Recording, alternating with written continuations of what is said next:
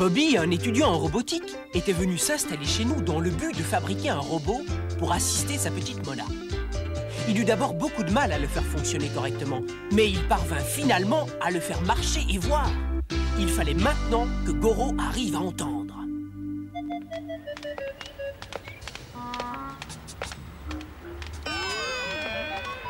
Parfaite imitation, on dirait vraiment Goro comme ça. Hé, attention!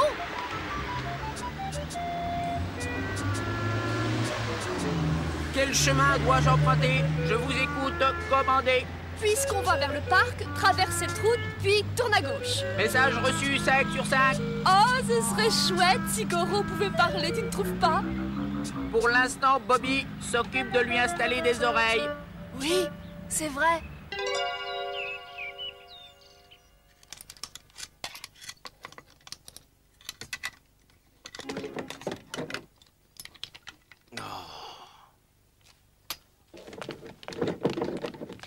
Alors Bobby, tu t'en sors facilement? Ça y est, il entend maintenant. Eh oh Bobby! Taisez-vous. J'ai l'impression que son robot n'est pas encore prêt. Si je l'avais su, je serais pas venu. Je serais allé jouer au baseball, tiens. Eh, puisque Bobby est occupé, demandons plutôt à Ordi de venir nous rejoindre. Excellente idée. Bonjour les amis. Alors, vous voulez que je vous parle des oreilles des robots? Est-ce que tu crois qu'il serait capable de comprendre la voix humaine? Bien sûr qu'il va y arriver. Waouh! Alors il pourra aussi obéir à Bobby, n'est-ce pas Ordi? S'il comprend ses ordres, oui. Ah bon. Mais vous savez, c'est la même chose pour les êtres humains. On ne peut obéir que si on comprend l'ordre. Et Goro? Pour qu'un robot soit capable de comprendre un ordre, il faut installer un système de reconnaissance des sons. C'est ce que Bobby va devoir faire maintenant avec Goro. Mais en premier lieu, il faudra installer un microphone, comme une oreille. Tu as tout compris.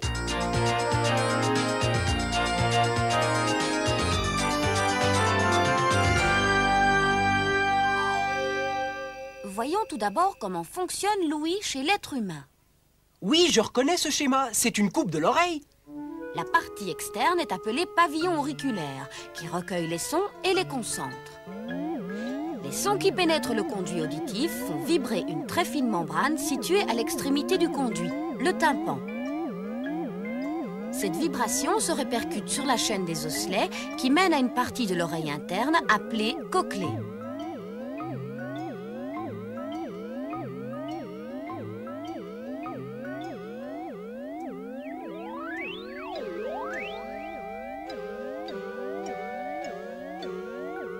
Ça ressemble à un coquillage. Ah, limaçon, tiens. La cochlée a une importance primordiale. À l'intérieur, on trouve l'organe de Corti, qui transforme les vibrations sonores en signal véhiculé par le nerf auditif qui le transmet au cerveau.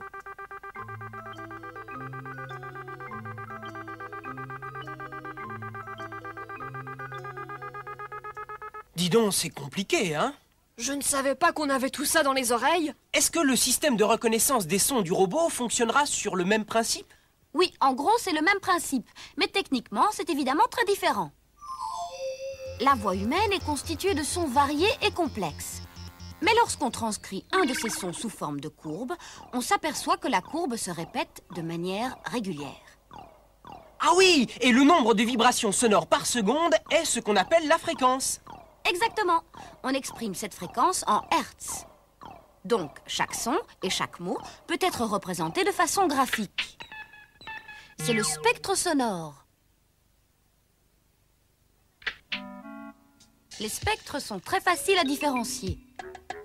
Si les mots sont très différents, comme par exemple oui et non, ou 1 et 2, le robot reconnaîtra le spectre sonore de ces mots. C'est ce qu'on appelle la reconnaissance de la parole. Oh, d'accord. En fait, il faut que l'ordinateur mémorise le plus de mots possible pour pouvoir les reconnaître plus tard. Oui, c'est ça. Mais la reconnaissance de la parole n'est pas toujours aussi évidente. Un exemple, Alex. Tu entres et tu nous salues. Bonjour! Mais il peut arriver que tu sois un peu endormi. Bonjour. Là, je te reconnais déjà mieux. Oh, ça va, toi? En fait, il s'agit du même mot prononcé de deux manières différentes. Du coup, l'ordinateur, lui, entend 2 mots différents. Alors, comment peut-on faire, Ordi? Il faut que le robot reconnaisse le mot, quelle que soit la manière dont il est prononcé. Et quelle que soit la prononciation, on retrouve dans le spectre d'un mot des caractéristiques constantes. Voyons maintenant à quoi ressemblent dans la réalité ces systèmes de reconnaissance de la parole. Il y a bien sûr différents types de matériel, mais tous utilisent des circuits intégrés très performants et fonctionnent sur le même principe. La reconnaissance d'un mot se fait d'abord par la réception du son, l'analyse de ce son et puis l'identification du mot.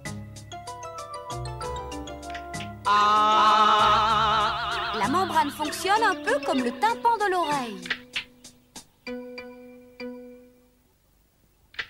En premier lieu, le microphone transforme la voix ou les sons en une onde électrique, comme ceci. On mesure les caractéristiques du son. Des filtres les nettoient des sons parasites, ainsi le son est enfin prêt pour entrer dans le processus de reconnaissance.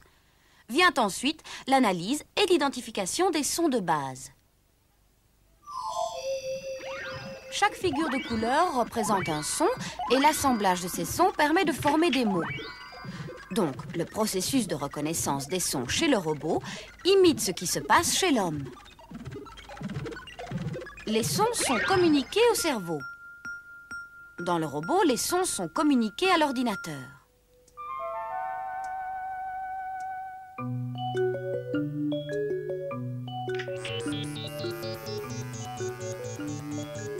Enfin arrive l'étape d'identification du mot.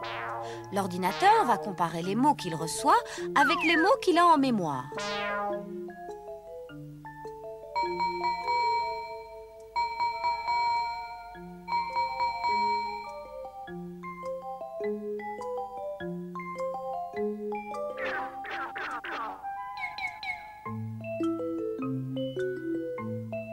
Et enfin, le robot peut commencer à essayer de comprendre ce qu'on lui a demandé.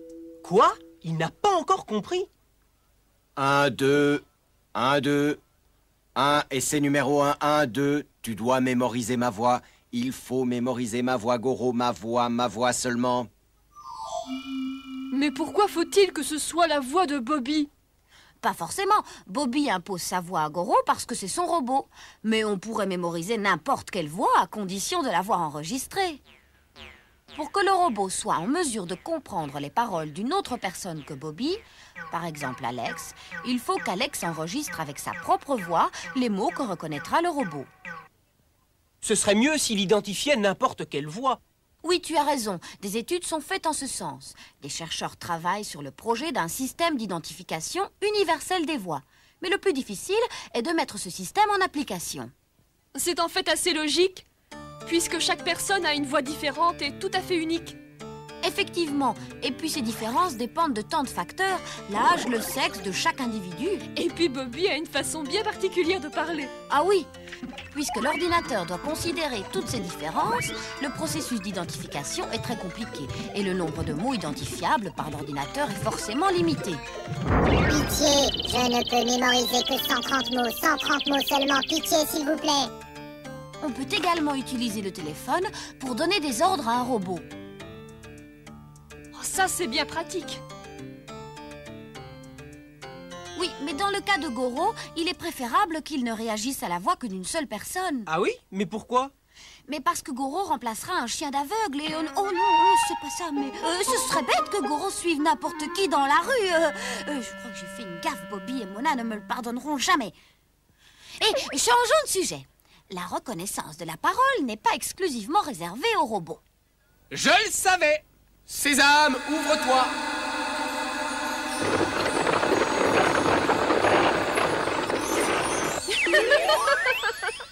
Eh bien, qu'est-ce qui te fait rire? Je te trouve très amusant dans le rôle du prince des 1001 nuits. C'est pourtant un très bon exemple, ma petite. Peut-être même le plus vieil exemple au monde d'obéissance à la voix que nous connaissons.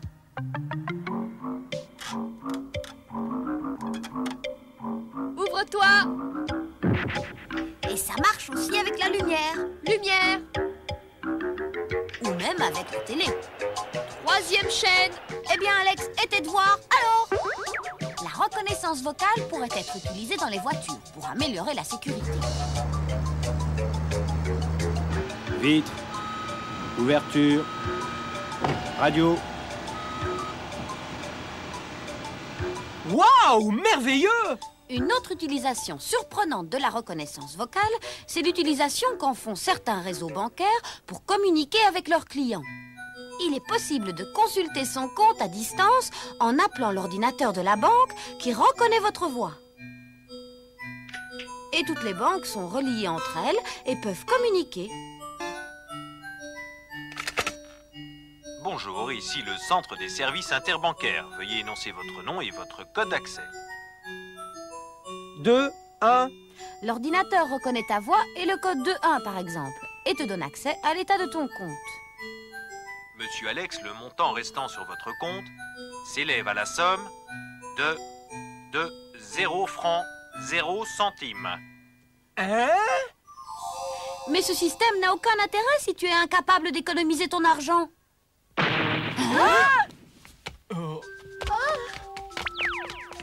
Mais qu'est-ce qu'il se passe?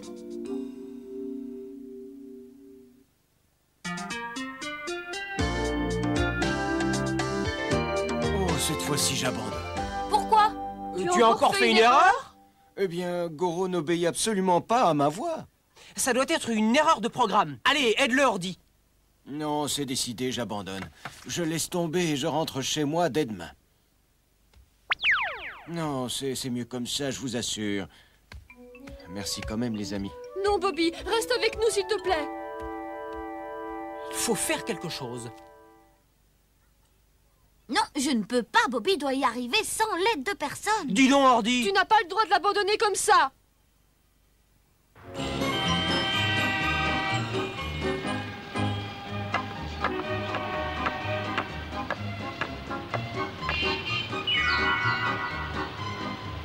Mona. Bobby! C'est inutile. Il y a eu un appel téléphonique pour toi. De Mona. Tu es bien certaine que c'était elle? Oui. A-t-elle laissé un message pour moi? Je crois qu'elle doit venir à Paris pour son anniversaire. Quoi? Mona vient à Paris? Elle va venir ici? C'est pas vrai. Eh oui, dans 4 jours. Quoi? Oui. Faut absolument que je termine ce fichu robot. Allez, Bobby, du courage! Quoi? Un mensonge? Vous avez osé inventer que Mona venait? Mais il fallait trouver un moyen de l'obliger à se remettre au travail puisque tu ne voulais rien faire. Alors, on a réfléchi ensemble et on a décidé... Bonne nuit. Bonne nuit. Bonne nuit. Et dire qu'il ne reste plus que 4 jours. Nous serons prêts. Je te le promets, Mona. Allez, Goro. Bonne nuit. Et qu'est-ce que vous comptez faire maintenant? Bah, je ne sais pas, mais je me disais que tu trouverais sûrement une solution. Bah oui, c'est toujours moi qu'on vient chercher dans ces cas-là. S'il te plaît, Ordi. De toute façon, je ne peux rien faire. Mais pourquoi? Parce que Mona est une fille aveugle. Et Goro est le robot qui devrait remplacer le chien qui l'accompagnait dans ses promenades. Eh bien, que faire alors? Attendez une minute. Quelqu'un pourrait peut-être nous aider. Oh, mais c'est hors de question. Je ne peux pas demander à Mona de venir à Paris. C'est beaucoup trop dangereux pour elle. Oh, mais peut-être ignorez-vous le degré d'infirmité de Mona. Nous sommes au courant. Bobby ne nous avait rien dit, c'était un secret. Ordi nous a tout révélé après notre mensonge, mais hélas, c'était trop tard pour rattraper les choses. Ce n'est pas de ma faute, j'avais promis. Bon, eh bien, je ne vous promets pas de réussir, mais je ferai de mon mieux pour vous aider. Oh, merci! Oh, quelle chance! Oui, ce n'est pas certain, car nous ne savons pas si Mona pourra venir ou non. Et si le robot sera effectivement prêt à temps, ne l'oubliez pas. Oh, Goro sera même prêt avant! Il faut que Mona vienne. Mais qu'est-ce que c'est? Ah, c'est une chauve-souris. Une vraie chauve-souris? Elle ne bouge pas, mais elle est bien vivante. En ce moment, nous étudions les oreilles de cet animal. Vous savez que les chauves-souris sont quasiment aveugles, mais que leur ouïe est extrêmement développée. L'homme peut entendre des sons entre 16 Hz et 20 000 Hz, alors que les chauves-souris peuvent percevoir des sons jusqu'à 120 000 Hz, c'est-à-dire dans les ultrasons. C'est pourquoi nous étudions de près les capacités auditives exceptionnelles de ces animaux. Quand s'est-on aperçu que les chauves-souris entendaient si bien? Au XVIIIe siècle, un Italien nommé Lazzaro Spallanzani étudia le comportement des chauves-souris. Il était intrigué par le fait qu'elles puissent évoluer dans l'obscurité sans jamais se cogner aux parois des grottes qu'elles occupent. Alors il tenta une expérience. Il banda les yeux d'un animal avant de le lâcher dans une pièce où étaient suspendues de nombreuses clochettes. Ce qui fait qu'elle ne manquerait pas de tinter si la chauve-souris les heurtait. Oui, et justement, l'animal n'en heurta aucune. Par contre, si on lui bandait les oreilles ou la gueule, la chauve-souris ne pouvait plus se déplacer correctement. On en déduisit qu'elle se déplace grâce au son. Effectivement, et c'est un Américain, le docteur Griffin, qui étudia sérieusement cette hypothèse.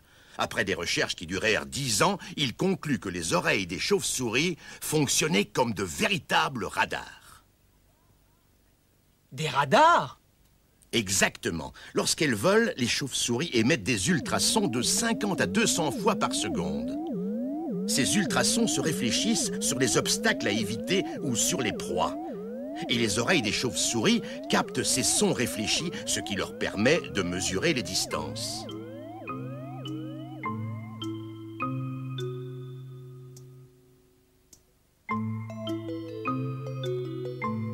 Elles peuvent mesurer les distances. Alors, c'est vraiment comme les radars. Bien sûr, les radars que nous fabriquons utilisent le même principe de localisation. Professeur, existe-t-il d'autres animaux qui utilisent aussi ce principe?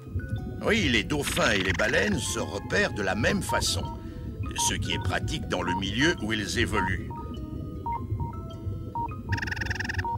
Vous voyez l'intérêt que cela pourrait avoir pour Goro. Oui. C'est vrai, Bobby y a installé un capteur à ultrasons.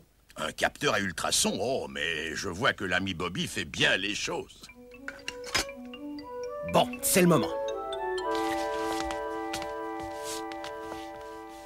Écoute-moi bien, Goro. Je veux que tu me donnes la distance exacte qui nous sépare. 2,32 m. Oui, bravo, Goro. C'est bien ça. Coucou, c'est nous. Voilà les enfants et Ordi. Alors, je me suis inquiété. Où étiez-vous passé? Oh, on a été faire un tour. Où en es-tu, Bobby? Alors, il fonctionne? Est-ce qu'il peut nous comprendre maintenant? Goro, s'il te plaît, veux-tu bien saluer nos 3 amis? Bonjour, je suis Goro. Waouh, c'est fantastique, Bobby, il parle. Et puis il t'a obéi immédiatement. Waouh, Goro parle, sacré robot. Pousse-toi un peu. Je veux l'embrasser moi aussi. Mais du calme, vous allez faire tomber. Bravo, Bobby, nous sommes fiers de toi, tu es un vrai génie. Je suppose que tu as incorporé un magnétophone, hein? Mais non, monsieur Alex, je suis au-dessus de ça, moi. Ah bon? Tu sais, j'ai beaucoup travaillé avant d'obtenir la voix que je voulais véritablement pour Goro. Ah oui? Alors, c'est vrai, c'est pas un magnétophone? Non, j'ai utilisé un synthétiseur de parole qui permet de reconstituer une voix analogue à une voix humaine. Un synthétiseur? Oui, c'est ce qu'on arrive à faire de mieux aujourd'hui. L'avantage est que le système reproduit bien mieux les voix que les anciens procédés. Et en fait, Bobby, comment ça marche? Oui, explique-nous. Eh bien, avant, on enregistrait des phrases sur bande magnétique. On les stockait et elles étaient lues quand nécessaire. Mais la quantité de phrases à enregistrer devenait vraiment trop volumineuse. Le système de synthèse décompose la voix en unités de base, les phonèmes. Puis reconstitue des mots, puis des phrases, selon les instructions de l'ordinateur.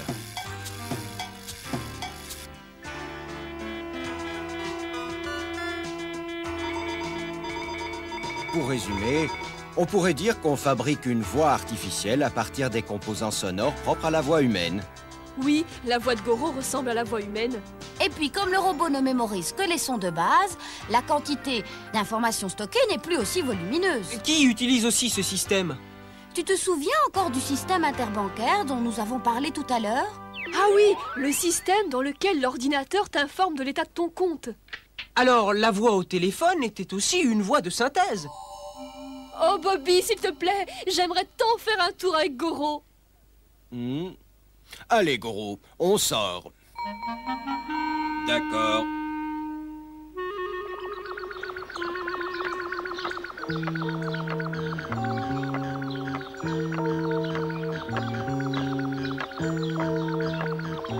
Stop. Obstacle détecté à 2 mètres devant nous. Tourne à droite.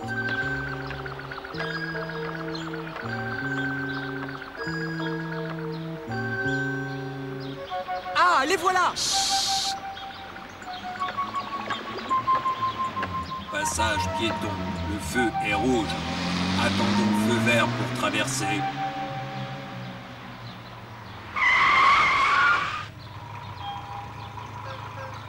Voilà, c'est vert. Nous pouvons traverser.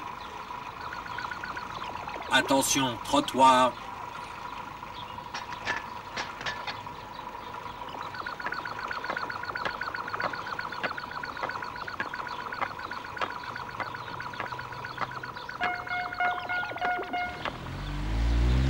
Passage piéton, traversé. Waouh! Ouais! Bobby, tu as réussi! Ça y est, vous avez vu les enfants, Goro m'a fait traverser. Oh, ce que je suis heureuse pour toi! Tu vois que ça valait la peine de continuer! Ouais, bravo, bravo! Mona arrive bientôt, alors on va faire briller ta belle carrosserie et vérifier tous tes circuits, mon Goro.